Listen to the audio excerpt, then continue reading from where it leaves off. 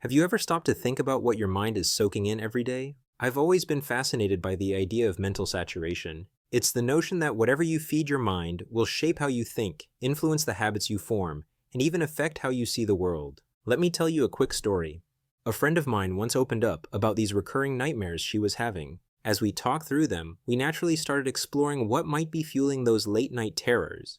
And to my surprise, it turns out she was obsessed with horror films. The darker and more disturbing, the better. As we kept talking, something started to click for her. She realized that she was filling her mind with images of malevolence and fear, sometimes right before bed, and that kind of mental diet takes a toll. Because here's the thing, what we saturate our minds with changes us. And these days, we have way more options for what to feed our minds than people did a couple hundred years ago. Back then, you didn't hear about every violent crime across the country. But today, all it takes is a few seconds to see a negative post about crime, hatred, or violence, and suddenly your mental space is hijacked. We don't even need horror films to fill our heads with darkness anymore. Just leave the TV on, or take a scroll through social media, and you'll get a steady stream of negativity whether you want it or not. These days, it takes effort to fill your mind with hope, peace, and beauty. You have to consciously choose what to let in. But I believe that such joy is worth pursuing, not just for your mental health, but for your relationships too.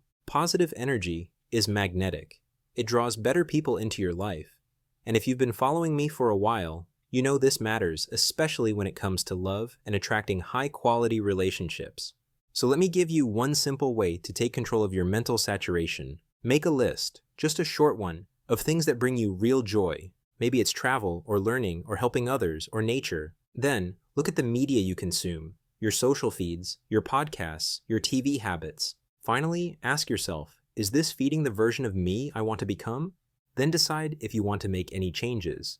Maybe instead of scrolling through celebrity gossip sites filled with drama and rumors, you could subscribe to a travel blog that shares stunning photos of peaceful landscapes and hidden gems around the world. Or, instead of turning on another episode of reality TV packed with arguments and chaos, you might choose a podcast that lifts you up with stories of resilience, personal growth, or faith.